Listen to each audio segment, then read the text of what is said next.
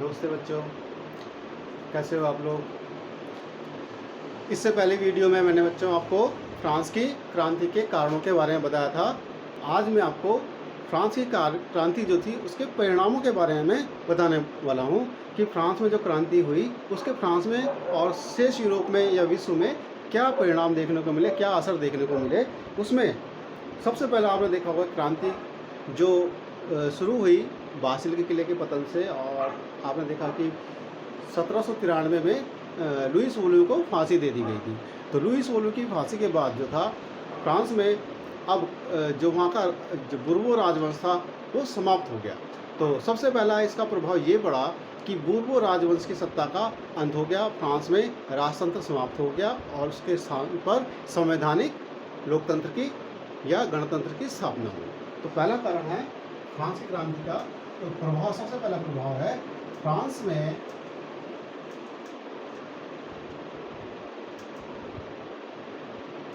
बूर्बों राजवंश की सत्ता का अंत हुआ और फ्रांस संवैधानिक गणतंत्र बना।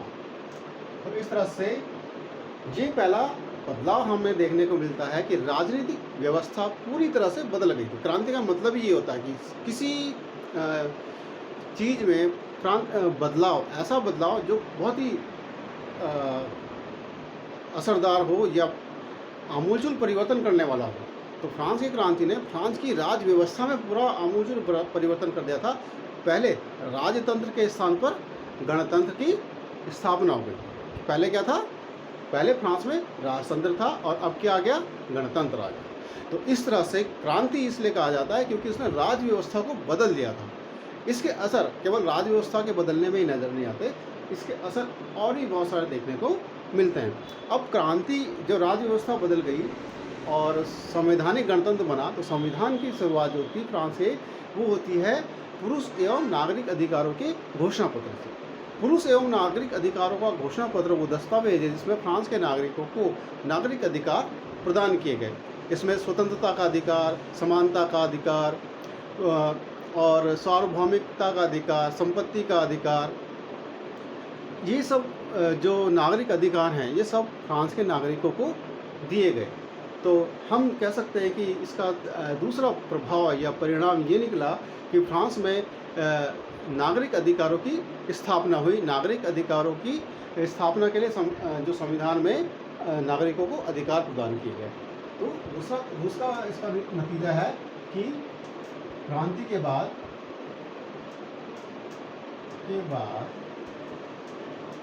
तैयार संविधान में जो था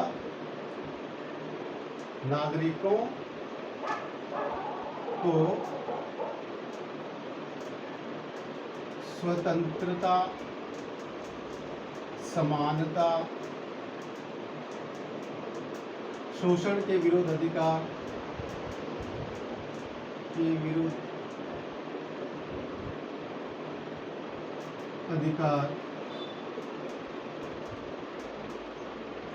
और संपत्ति का अधिकार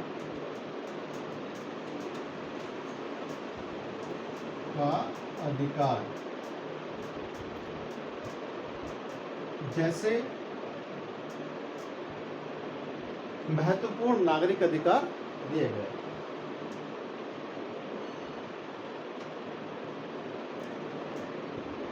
नागरिक अधिकार दिए गए।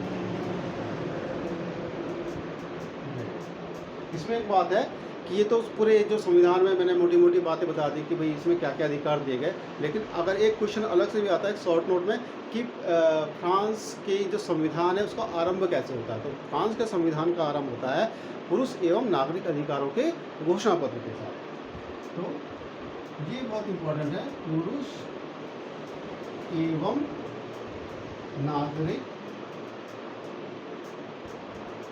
अधिकारों का घोषणा पत्र।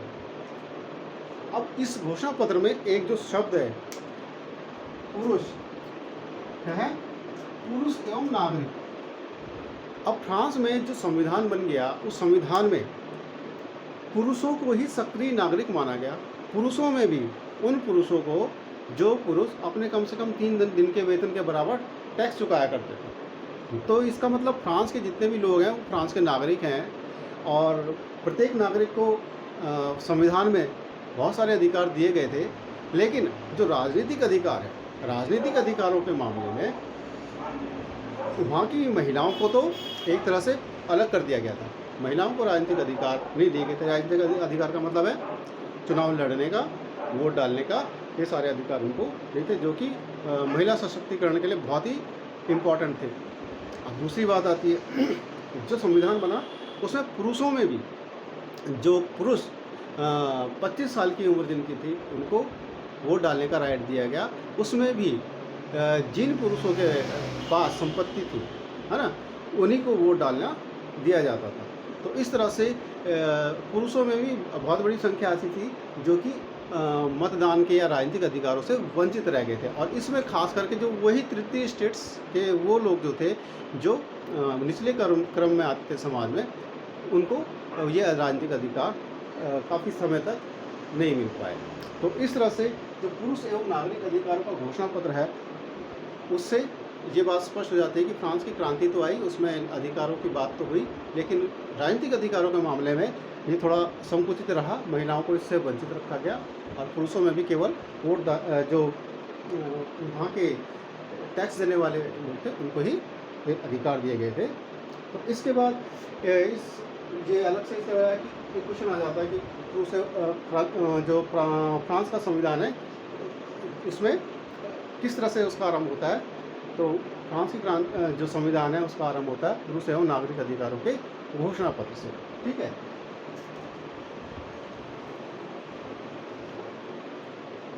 इसका एक और प्रभाव ये था, जो फ्रांस की क्रांति हुई उसका जो असर था केवल फ्रांस के लोगों पर ही नहीं पड़ा, उसका प्रभाव जो था पूरे यूरोप पर पड़ा।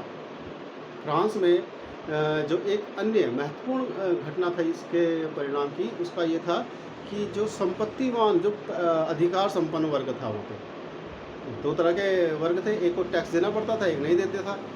जो टैक्स देने वाला वर्ग था वो विशेषाधिकार वर्ग कहलाता था। तो विशेषाधिकार वर्ग के अधिकारों को समाप्त कर दिया गया था। इसका मतलब ये हुआ कि अब उन्हें भी टैक्स पेयर के साथ शामिल कर दिया गया। अब सभी फ्रांस के सभी नागरिकों को टैक्स देना होगा। जो टैक्स देने से बच जाते थे अब वो नहीं बचेंगे। दूसरा ये काम किया कि जो फ्रांस के जो कुलीन वर्ग और पादरी वर्ग थी, इसकी संपत्तियों का अधिग्रहण कर लिया।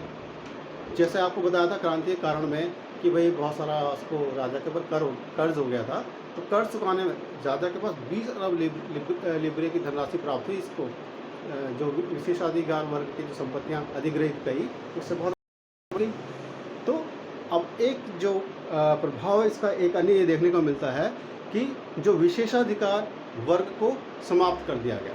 तो सभी जो फ्रांस की क्रांति के बाद जो संविधान बना, उसे सभी नागरिकों को समान मानते हुए जितने भी नागरिक अधिकार थे वो अपने सभी नागरिकों को बराबरी से प्रदान किए गए और विशेषाधिकार वर्ग को समाप्त कर दिया गया। फ्रांस में विशेषाधिकार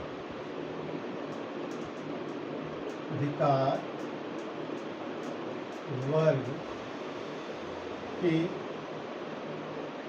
अधिकारों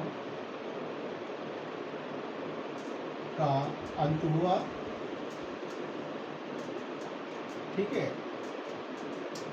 और एक और महत्वपूर्ण बात यहाँ पे आ जाती है निकल के, क्योंकि क्रांति की जो पूरी प्रक्रिया थी उसमें लोगों को नेतृत्व देने की बात जो थी उसमें बहुत से नेता तो कुलीन वर्ग के भी थे, पादरी वर्ग के भी थे, लेकिन ज़्यादातर हिस्सेदारी उसमें आती थी नए जो मध्यम वर्ग था, जो कि तीसरे स्टेट्स में से आता था, लेकिन उसमें डॉक्टर, इंजीनियर, वकील, इस तरह के पढ़े लिखे शिक्षित वर्ग के लोग शामिल थे।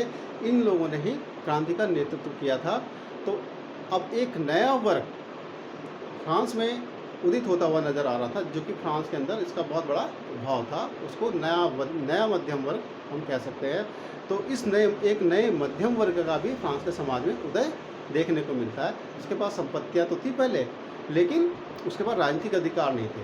क्रांति ने उसको भी राजनीतिक अधिकार दिए, तो वो बहुत ही शक्तिशाली हो गया। ठीक है, तो फ्रांस में विशेषाधिकार वर्ग के अधिकारों का अंत हुआ और नए मध्यम वर्ग के प्रभाव में वृद्धि हुई।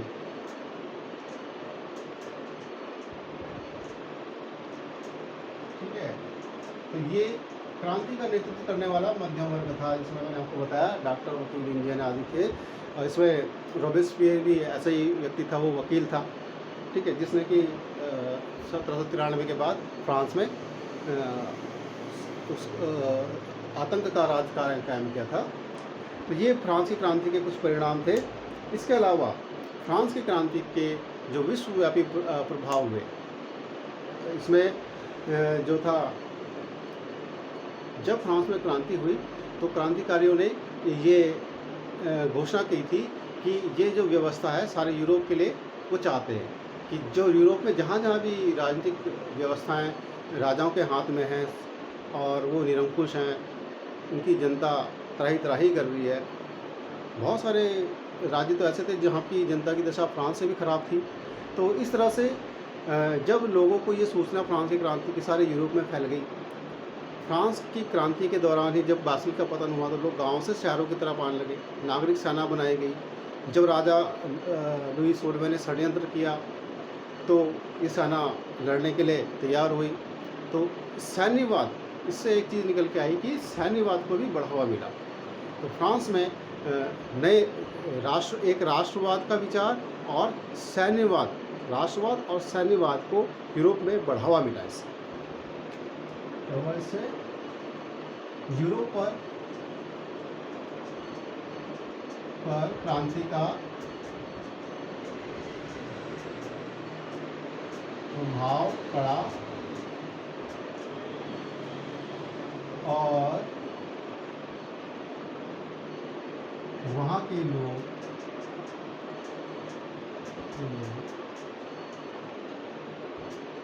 गणतंत्र की मांग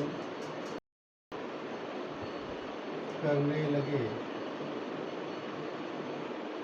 ठीक है, इसमें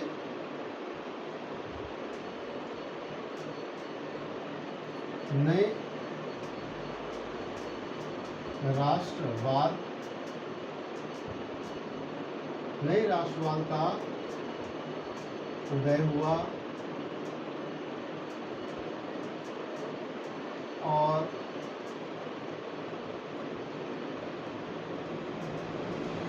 सैन्यवाद को बढ़ावा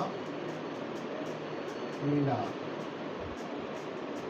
ये फ्रांस की क्रांति का एक अन्य प्रभाव था कि अब क्योंकि नागरिक, पहले तो राजा के जो पेड सैनिक होते थे वही लोग लड़ाई में जाते थे, लेकिन अब तो सभी लोग आकर के सेना में भर्ती होने लगे और एक नागरिक सेना बन गई, एक राष्ट्रीय सेना बन गई। इसका फ़ायदा नेपोलियन बोनापार्ट ने आगे उठाया और कानूनी सुधार भी हुए। जो क्रांति के कारण जो कानूनी सुधार हुए फ्रांस में, उससे पूरे यूरोप को बड़ी आशा थी कि अगर ऐसी स्थिति हमारे यहाँ आएगी तो हमारा भी कल्याण हो जाएगा। वहाँ की जनता की ऐसी उम्मीद थी और यूरोप के कई देशों में राजनीतिक क्लबों की स्थापना होने लगी और देश की जनता में राजनीतिक चेतना देखने को मिली।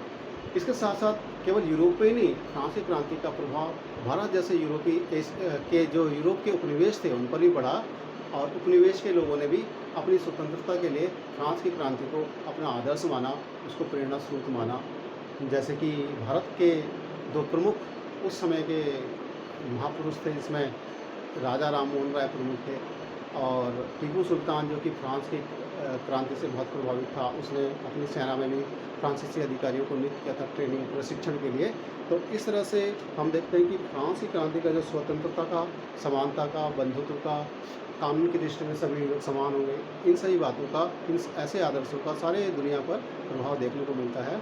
और इस तरह से फ्रांस की क्रांति ने, जो कि केवल एक असंगठित थी, एक तरह से बहुत प्लान करके नहीं की गई थी, लेकिन फ्रांस में परिस्थितियाँ ऐसी बनती गई कि वो एक के बाद एक घटनाक्रम अंजाम देते गए लोग वहाँ के, और उसका एक बहुत ही अच्छा नतीजा निकल के आया।